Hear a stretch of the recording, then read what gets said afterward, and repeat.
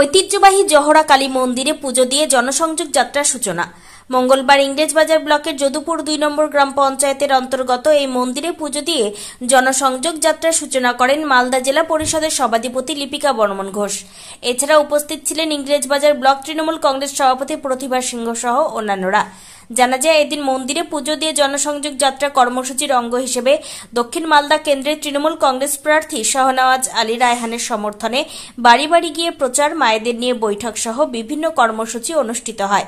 জানা যায়, যদুপুর 2 নম্বর গ্রাম পঞ্চায়েত এলাকা থেকে এই কর্মসূচি শুরু হয়ে যদুপুর 1 নম্বর গ্রাম পঞ্চায়েতে গিয়ে শেষ হয়।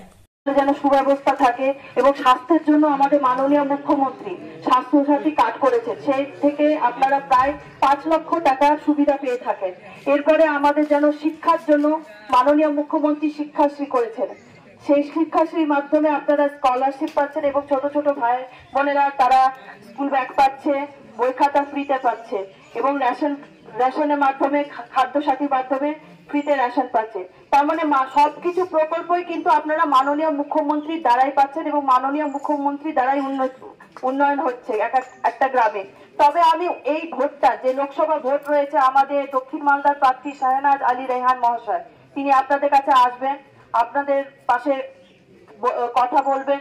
তো তবে আমরা অন্য কোথাও কেন ভোটটা দেবো, যখন আমাদের মাননীয় মুখ্যমন্ত্রী এত উন্নয়ন করছে।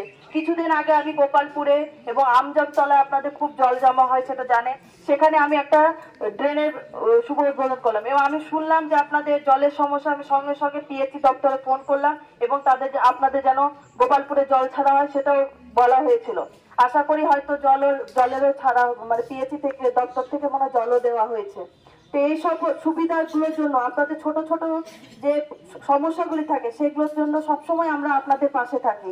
কিন্তু আমাদের যে আপনারা দেখেছেন, আপনারা যে গত বিধানসভায় যাকে ভোট দিয়েছিলেন, বিজেপি ভোট দিয়ে এমএলএ যাকে করেছিলেন, সেই শিরূপা মিত্র চৌধুরীকে কিন্তু আপনারা একবারের জন্য ভুল করেও দেখতে পাননি এই এলাকায়।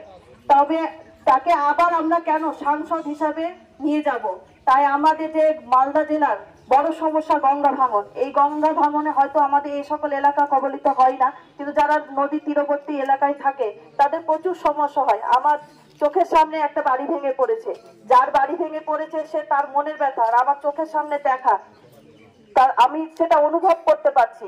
তাই আমরা তো আমাদের সমস্যা নিয়ে শুধু ভাবলে হবে না, এটা হচ্ছে পুরো মালদা জেলার সমস্যা। সেই সমস্যাটাকে আমরা যে একটা তুলে ধরবো তার কিন্তু সঠিক জায়গা নেই। সেই সঠিক জায়গা তৈরি করতে হলে আমাদের উত্তর মালদা এবং দক্ষিণ মালদা দুটি যে প্রার্থী রয়েছে, প্রসম ব্যানার্জি এবং দক্ষিণ মালদায় শাহনওয়াজ ভাই, সবাইকে এই দুই প্রার্থীকে আমাদের বিপুল ভোটে জয়যুক্ত করতে হবে এবং তার জন্য আপনাদের পূর্ণ সহযোগিতা আমাদের দরকার। এই বলে সকলে ভালো থাকবেন, সুস্থ থাকবেন, এই বলে আমার ক্ষুদ্র বক্তব্য এখানে শেষ করছি। নমস্কার।